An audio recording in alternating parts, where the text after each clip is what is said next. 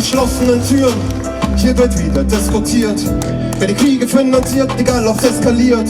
Doch deswegen sind wir hier, weil wir das nicht akzeptieren. Wir sind die Antwort für den ganzen Wahnsinn hier. Sie reden hier von Sicherheit, sollen wir dann denn sicher sein? Und im Geheim auf der Suche nach dem nächsten Feind. Keine Liebe und Werte, nur noch Kriege und Särge. Für sie zählt Geld, für uns das Überleben der Erde. Ein Gruß geht raus an die Waffenindustrie, so wie damals wie heute. Das Geschäft mit dem Krieg, ich mein, hat die Geschichte es uns doch gelernt.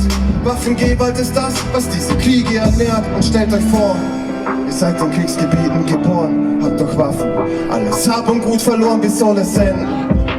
Wenn sie hier so weitermachen, welche Sicherheit? Ich seh nur blutverschmierte Straßen. Wenn sie für die Kriege stehen, Waffen pflastern ihren Weg. Doch es ist nie zu spät,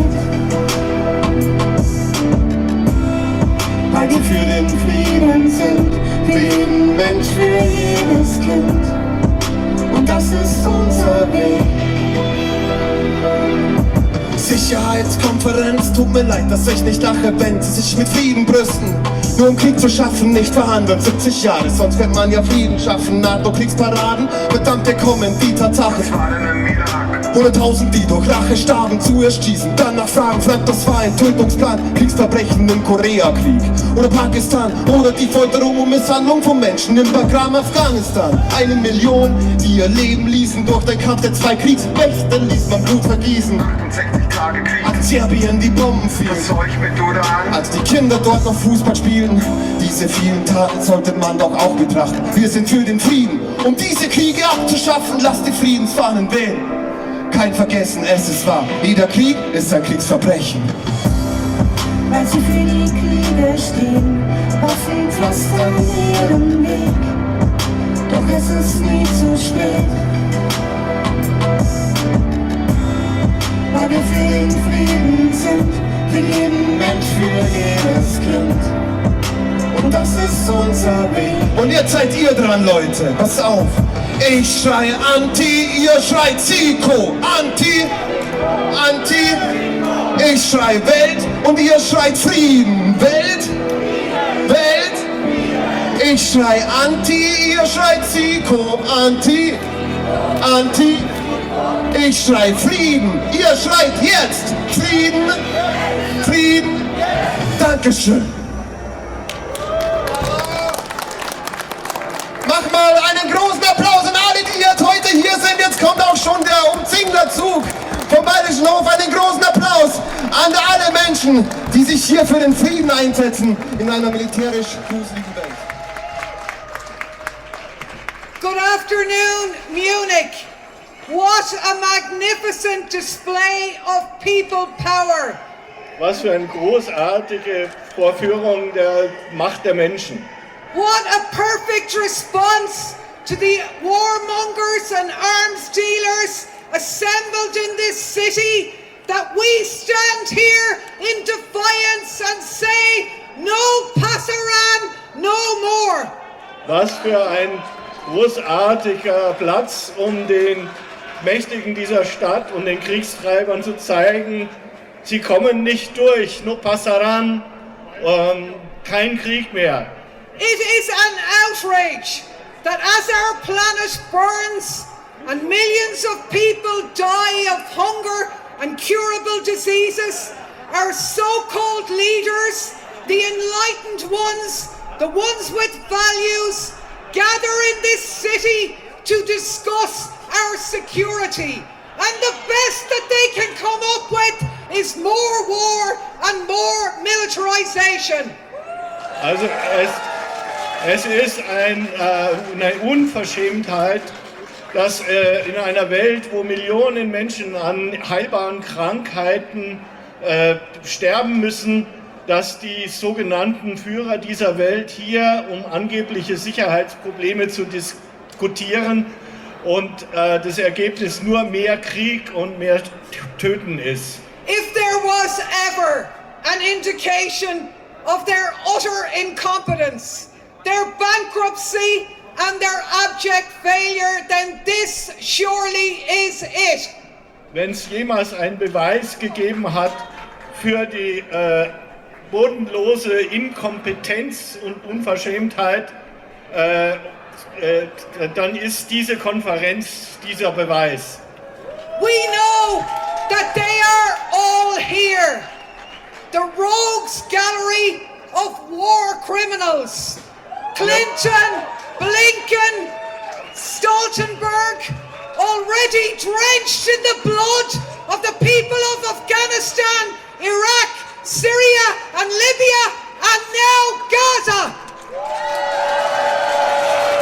Sie sind halt alle hier, die Verbrechergalerie von Blinken und den ganzen anderen, die bereits in dem Blut der Menschen in Syrien, Afghanistan schon getränkt sind.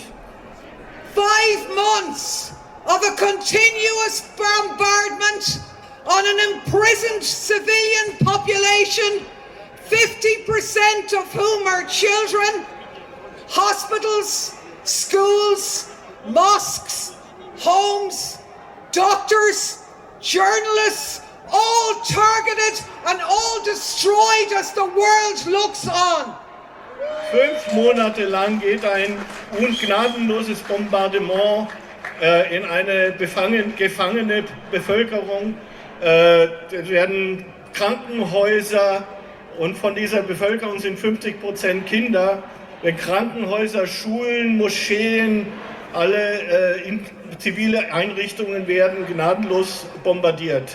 A population on the brink of famine, and the US and the EU have not only failed to call for a ceasefire, but they have accelerated arming Israel and denying humanitarian aid to the population of Gaza, even as Israel stands charged with the crime of genocide. Am Abgrund einer Hungersnot stehend ist die Gaza-Zivilbevölkerung, und die EU und die Vereinigten Nationen haben noch nicht für einen Waffenstillstand ausgerufen. Well, shame on them. We are here to tell them that we will never forgive you. You have betrayed the people of Gaza just as surely as you have betrayed the people of Ukraine. Schande auf Sie! Wir sind hier, um zu sagen, dass ihr die Menschen von Gaza verraten habt, und wir werden nie Ruhe geben, bis ihr das merkt. You say that you stand with Ukraine, but what does that mean? 133 billion of European funds on Ukraine, not to stop the war, but to keep it going. Ihr sagt, dass ihr mit Ukraine steht, aber was bedeutet das? 130 Milliarden EU-Gelder, nicht um den Krieg zu stoppen, sondern um ihn zu verlängern. The result?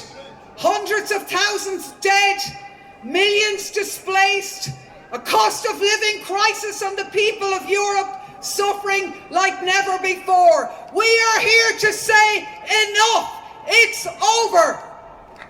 Das Ergebnis ist 130.000 Menschen gestorben, viele Millionen von ihren Häusern vertrieben, und das Ergebnis und eine Rieseninflation, die alle Menschen in der EU betrifft. Und wir sind hier, um zu sagen, stopp, das soll nicht weitergehen. Millions of people all over Europe are on the streets today. We can see them for what they are. The bagmen and women of the arms industry and the military-industrial complex. We have seen through your scam and we want no part of it. Millionen Menschen sind jetzt auf den Straßen, und die sehen ganz genau, was ihr seid. Und wir durchschauen euren Betrug. Und I think you can all speak English anyway, so I don't know why Port Wales has to do this for. You can dress it up all you like. They can try and hijack feminism and co-opt the cruise missile feminists like Ursula von der Leyen in their girl washing, but it will not work. Sie können sagen, was sie wollen, sie können versuchen, den Feminismus zu kapern für ihre Propagandazwecke und sie können praktisch auch die Cruise Missiles verkaufen, aber sie werden sehen, dass es nicht funktioniert. Because the voices of humanity are on the march. Those who refuse to kill or be killed. Those who refuse to allow billions of public money to be spent on weapons of destruction while dire need faces humanity all over the globe. Sie werden sehen, dass Millionen von Menschen marschieren, die sich weigern zu töten oder getötet zu werden, die sich weigern, ihre Geld für Waffen auszugeben. Und wir werden sehen, dass sie siegreich sein werden. The survival of our planet depends on cooperation, not conflict, if we are to survive. The time of the peace movement has never been more relevant than it is today. So be warned, all you powermongers assembled in this city. We are on the march. We demand and we will achieve a world of peace, a world of cooperation, an end to the slaughter where justice and peace will be delivered, starting with justice for Palestine and justice for Gaza.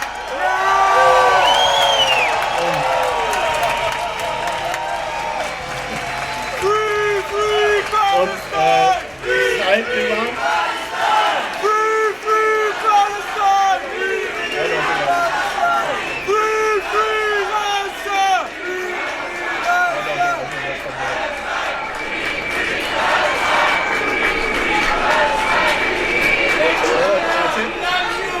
So go forward and knowing they think that they can do their worst.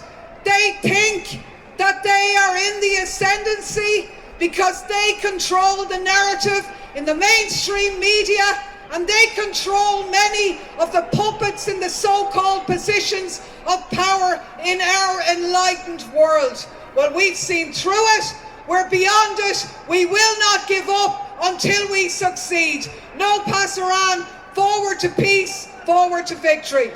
Also sie glauben, dass sie durchkommen werden, weil sie die Medien, die Schreibtische und Bühnen der Hauptmedien und die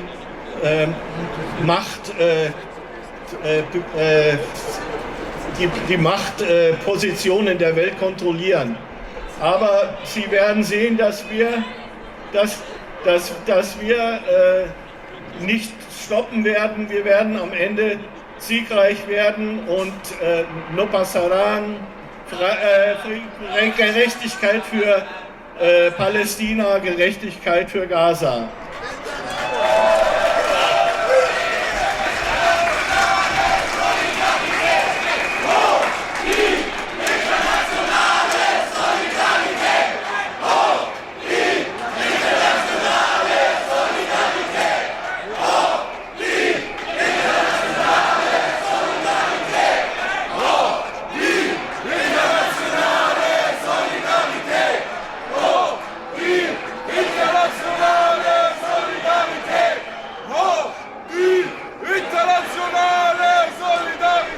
My speech is supposed to be finished, and this is not part of the script. But I have been involved in politics for 40 years of my adult life, and I never thought that I'd have to witness the scenes that we are watching with a live stream genocide taking place on our social media outlets. But for me to be here in Germany, where I know it is so difficult for you to speak out for justice and peace in solidarity with Palestine. It means so much. It means that we know that we are the people the world over and we will prevail. Thank you so much for allowing me to be here today.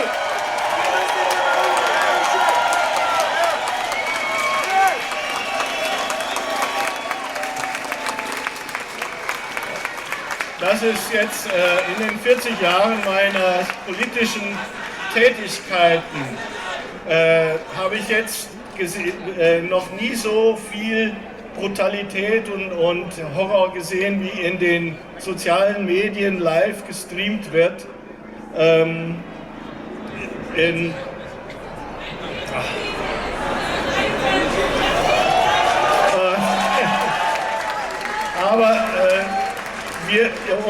Dass ich hier in Deutschland sprechen kann, wo es so schwer für euch ist, irgendwas Kritisches gegen Israel zu sagen, möchte ich trotzdem sagen, wir werden am Ende uns durchsetzen, wir werden es schaffen, den Frieden zu erreichen. Schönen guten Nachmittag, das ist für uns eine sehr interessante Veranstaltung, weil wir vor dieser illustren Kulisse, damit meinen wir natürlich euch, aber auch den Marienplatz hier. Einige unserer Songs sind ja bis heute nicht gern gehört in Bayern. Wir haben einen Song mitgebracht, der muss ja auch das Thema treffen. Und das ist dieser hier. Viel zu viele Dinge sind da und es werden wieder Schwule gejagt. Es ist wieder ein Diktator angesagt. Es werden wieder ganze Völker ausgelöscht und es wird wieder isoliert und deportiert. Und es wird wieder isoliert und deportiert. Wer nicht wurde, weggesperrt und angenordet. Und ganz egal, vor der Polizei ermordet. Und Zivilisten werden wieder beschossen. Und immer weiter Öl ins Feuer gegossen. Und immer weiter Öl ins Feuer gegossen. Und es fängt der ganze Krieg immer wieder von vorne an. Im Namen irgendeiner Lüge bist du erledigt, bist du dran. Im Namen irgendeiner Lüge bist du erledigt, bist du dran. Bist du erledigt, bist du dran. Bist du erledigt, bist du dran. Wir Gewalt und Gott und Geld, es regiert die ganze Welt. Was besser ist, fragt an uns heil. Die Barbarei, die Barbarei, die Barbarei, die Barbarei.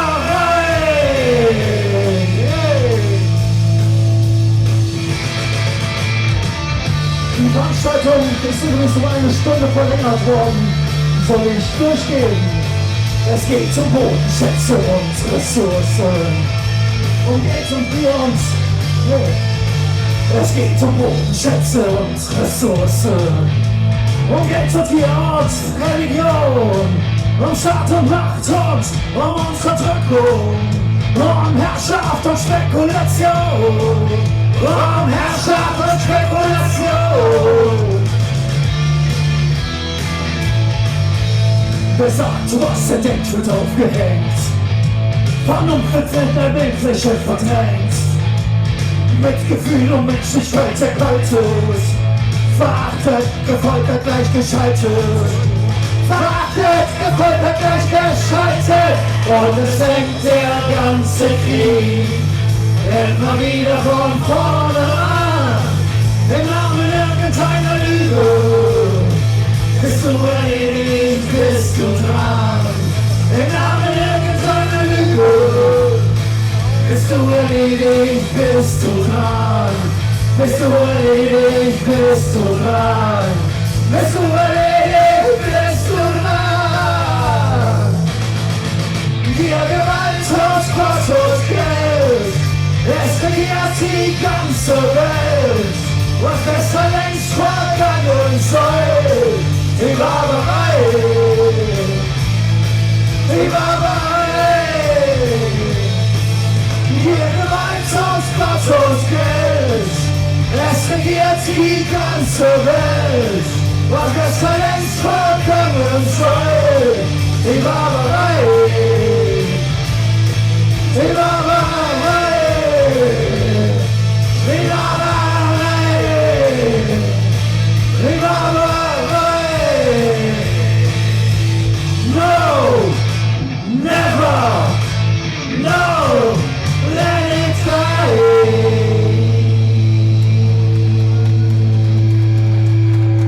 Black Lives Matter, no justice, no peace. Black Lives Matter, I can't breathe.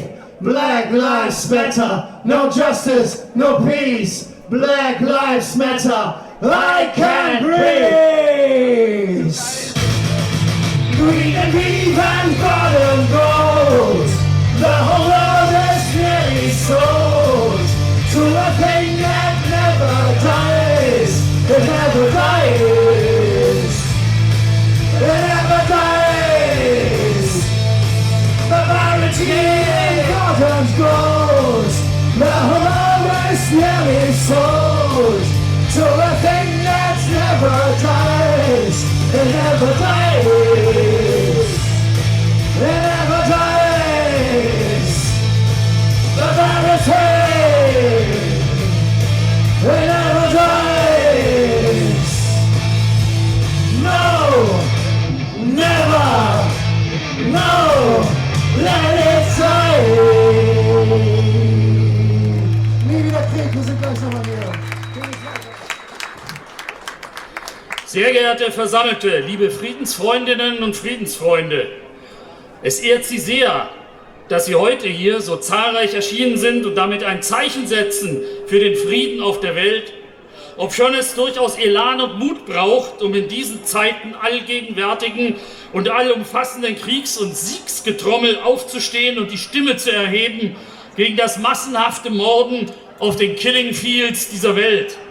Zumal Menschen wie wir einfach unverblümt als Lumpenpazifisten diffamiert werden seitens zahlreicher politischer und journalistischer Klaköre des Krieges, die umgekehrt wohl am treffendsten als Schurkenbellizisten zu titulieren wären. An diesem Wochenende hat sich hier in München zum 60. Mal eine illustre Auswahl dieser Spezies im Rahmen der sogenannten Münchner Sicherheitskonferenz versammelt. Und zwar nicht um über den Frieden auf der Welt und mögliche Wege dahin, wie vertrauens- und sicherheitsbildende Maßnahmen, Rüstungskontrolle und Abrüstung sowie Entspannung und friedliche Koexistenz zu diskutieren. Nein, auf diesem Stell dich ein der NATO-Warlords geht es unter Federführung der USA, jenem ruchlosen Imperium der Barbarei, von dem nach wie vor die größte Gefahr für den Weltfrieden und die internationale Sicherheit ausgeht, vornehmlich um gewinnträchtige Aufrüstung zugunsten einer maßlosen Rüstungsindustrie sowie die Planungen für siegreiche Kriege jetzt und in Zukunft.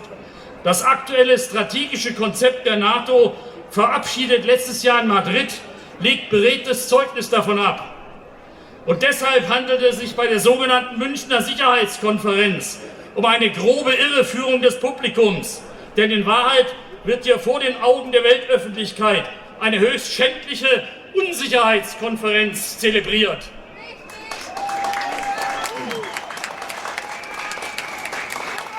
Über die Drahtzieher der Kriege hat sich Papst Franziskus in seiner Weihnachtsbotschaft vom 25. Dezember 2023 glasklar geäußert, als er dazu aufforderte, Nein zum Krieg zu sagen.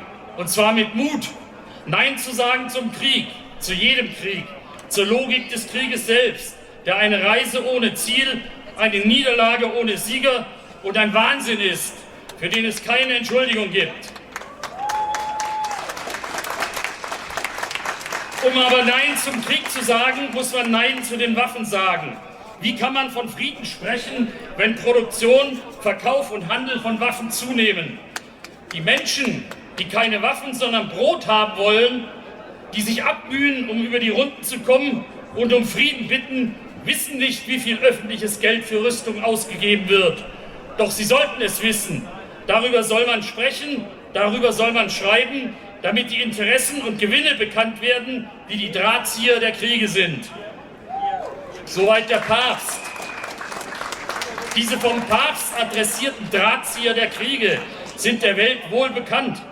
Es handelt sich vor allen Dingen um die Kriegsherren, die soeben nicht weit von hier versammelt sind.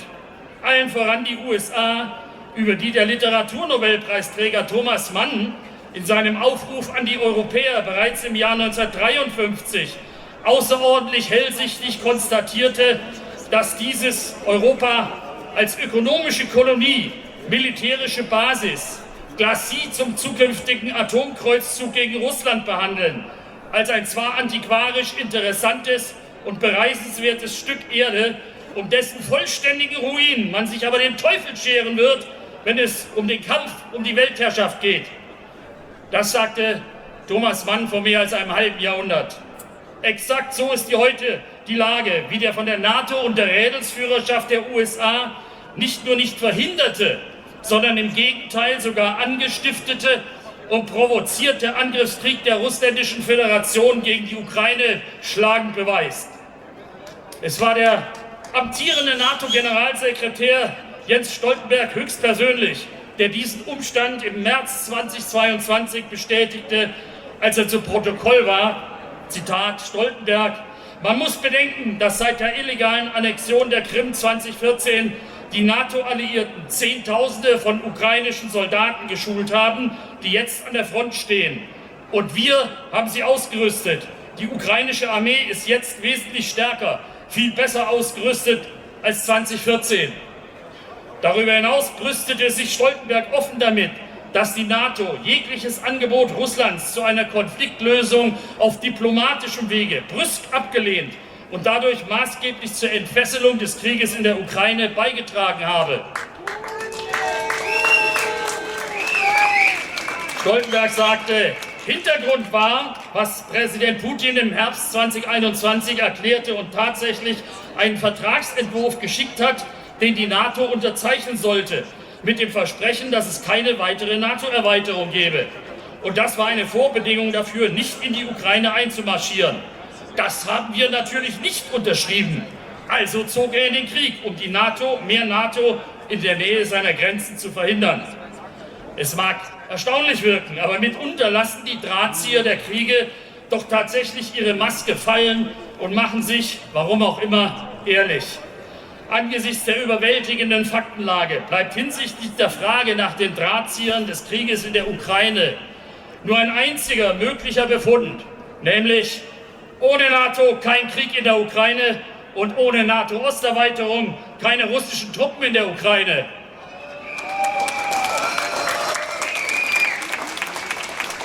Über jene Kriegstreiber sowie die niederschmetternde Inkompetenz und Pflichtvergessenheit der deutschen Regierungsunverantwortlichen äußerte sich der vormalige Generalinspekteur der Bundeswehr sowie Vorsitzende des NATO-Militärausschusses, der 4-Sterne-General AD Harald Kujat, in für den ehemals höchstrangigen deutschen Soldaten nachgerade spektakulärer Freimütigkeit.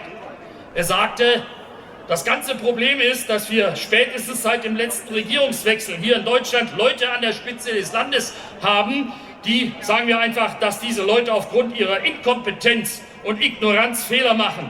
Und wir haben die Politik, die sie verfolgen. Das ist eine gefährliche Politik. Sie wird fanatisch betrieben, nach dem gleichen Prinzip wie ein Pferd mit Scheuklappen vor den Augen. Keiner schaut nach rechts und links. Gewinne und Verluste für die Deutschen werden nicht in Betracht gezogen. Aber das Wichtigste ist, niemand denkt daran, welche Folgen eine solche Politik für die Ukrainer haben wird. Aber sie leiden in erster Linie unter den aktuellen Kämpfen. Hunderttausende von Menschen wurden getötet, das Land wurde zerstört. Unsere Politiker reißen das alles aus dem Zusammenhang und rufen laut, Hauptsache, die Ukraine muss gewinnen. Das klingt wie ein Mantra. Aber hören Sie, das ist keine Politik. So macht man keine Politik. Das ist Fanatismus. Und das ist eine große Enttäuschung. Und natürlich ist es sehr schwer zu beobachten, wie all die Erfahrungen, die wir in den letzten Jahrzehnten gesammelt haben, vergessen werden. Diese Erfahrung wird von der deutschen Führung einfach mit Füßen getreten, obwohl sie sowohl in der Außenpolitik als auch in der Sicherheitssphäre sehr nützlich war. Es waren diese Erfahrungen, die es uns ermöglicht haben, die Wiedervereinigung Deutschlands zu erreichen. Dank der Politik, die auf dieser Erfahrung aufbaut, leben wir seit Jahrzehnten in Sicherheit und Wohlstand. Ich halte dieses Verhalten der deutschen Politiker für unverantwortlich.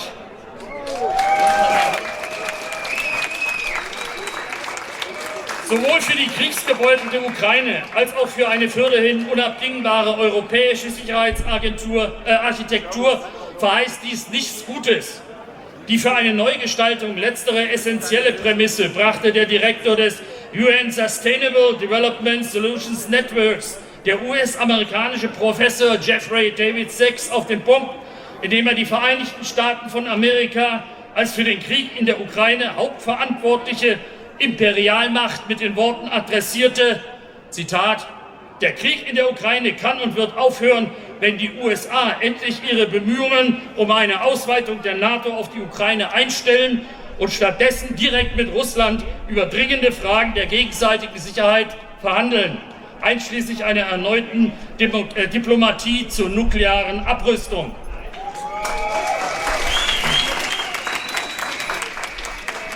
Für die Zivilgesellschaften in NATO-Stan folgt hieraus, wie schon zu Zeiten des verbrecherischen Krieges der USA in Vietnam und wie in Zeiten einer maßlosen nuklearen Hochrüstung in den 80er Jahren des vergangenen Jahrhunderts, aufzustehen für den Frieden, Schwerter zu Pflugscharen zu schmieden und Frieden mit weniger, besser noch, ganz ohne Waffen zu schaffen. Denn wie hatte Kurt Tucholsky, der einst so unwiderleglich gemahnt, der Krieg ist aber unter allen Umständen tief unsittlich. Vielen Dank.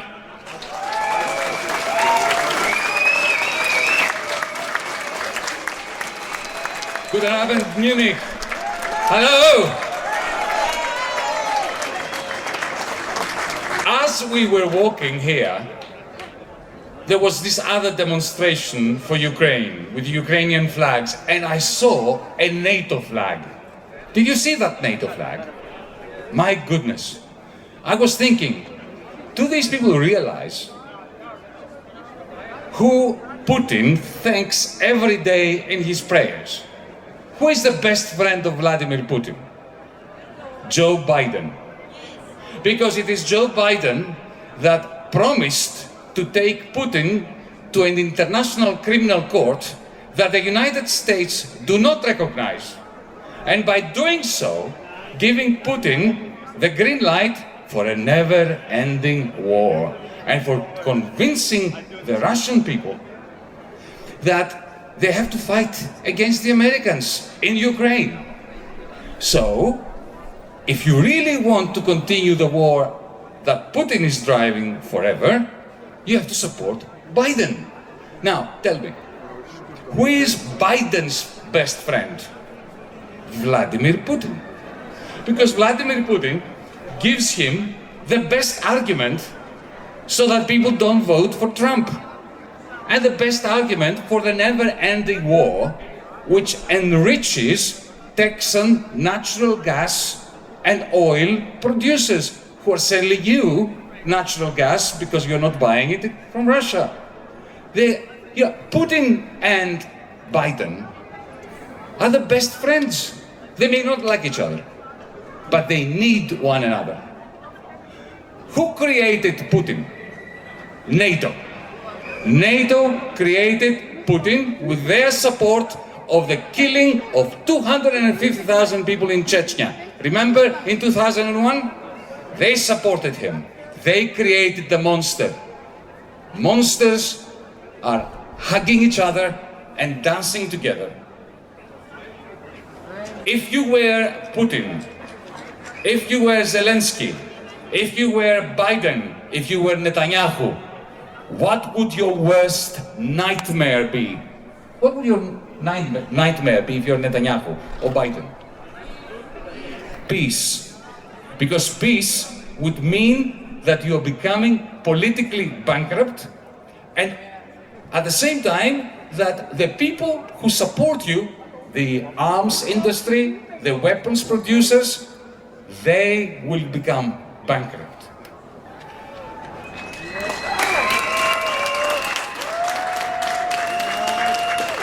The person who was holding up the NATO flag, if you ask him or her, why are they holding it? They would say, because NATO is protecting us. They believe that NATO offers them an umbrella, a shield that protects them. Well, NATO doesn't protect us. NATO is like the mafia. The mafia creates insecurity to sell you security. The mafia creates threats to sell you protection. It's a protection racket. NATO creates the wars, NATO creates the monsters like Putin, NATO created Saddam Hussein.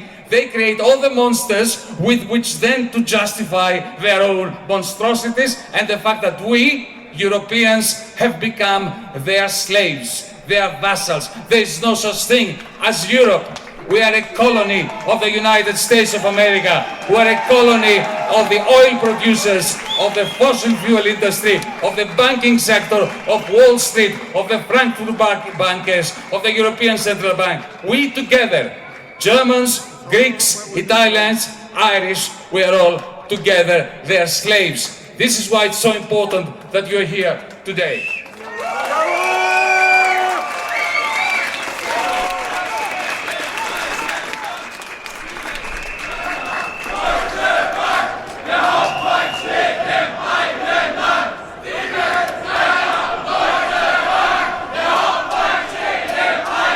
Well said, well said. Now I've got a question. Why is the political spectrum in Germany so complicit in the genocide?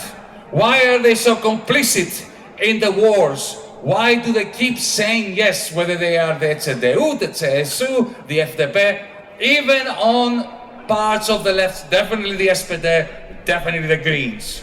Why are they allowing Europe, Germany, to deindustrialize? Why are they allowing your country to fall back? Let me tell you why. There's no conspiracy here. It's really very simple.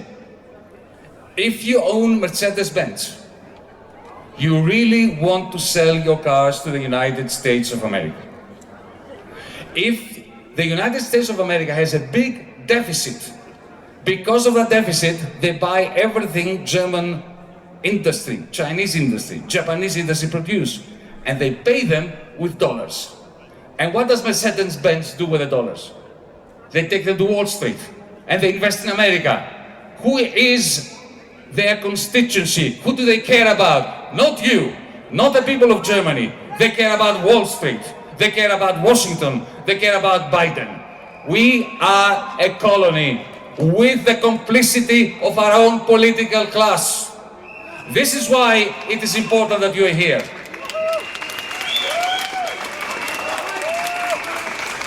I salute you for being here, because all the political parties, every single one of them that are in the Bundestag, have dropped the ball.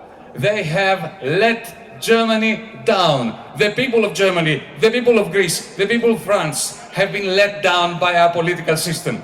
This is why it is the people of Germany, it is the people of Greece, it is the people of France that need to take to the streets in order to reclaim the political and the civic space. What you're doing today is not a demonstration. What you're doing today is political agency. You are democracy. You are the demos that needs to be put back into the democracy that the political leaders, together with the warmongers and the bankers, have eradicated a very long time ago.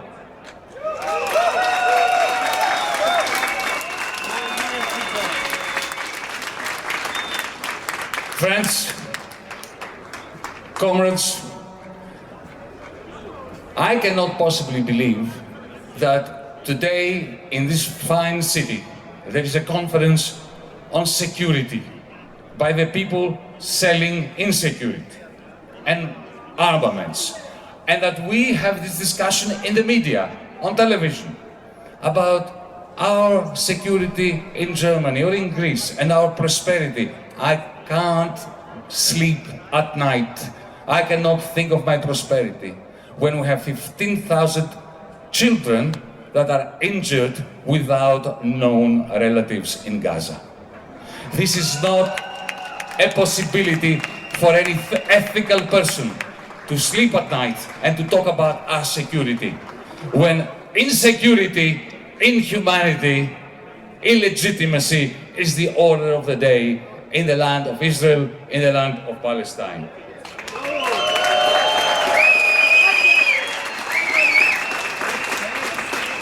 Let me finish with something I remembered earlier as I was walking up here. I remember it was 1982 and I was in Warsaw, in Poland. And I remember, you remember back then, Solidarność, the movement against the communist regime. And I remember the Solidarność dissidents had written a slogan on a bridge, which I thought was very clever. Because what they did in a communist regime, they had quoted Karl Marx. And it said, a people who oppresses another people is forging its own chains. Karl Marx. It was a brilliant, brilliant repost to the Communist Party of Poland. That is the case for Israel today. It is the case for Russia. It is the case for Turkey. It is the case for Greece. If we oppress or we are complicit in the oppression of anyone, we can never be free. None of us can be free if a people are oppressed. I have been told by my comrades and friends that in the state of Bavaria, I'm not allowed to mention two bodies of water in the Middle East. Something that looks like water that is flowing, I can't tell the word, I can't say the word of water flowing, and another body which is not flowing, which is large and it's part of the Mediterranean. And I'm not allowed to say that we need universal human rights and political freedoms between these two bodies of water.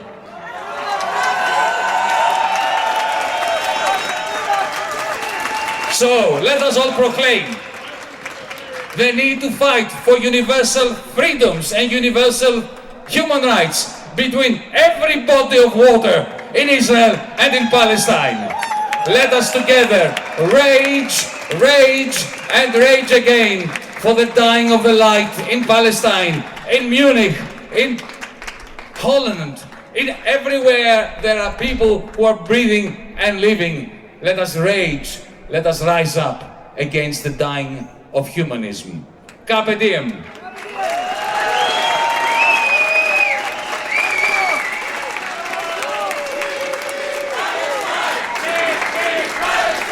Free, free Palestine, so that we can free Germany, so we can free Europe, so we can free the world.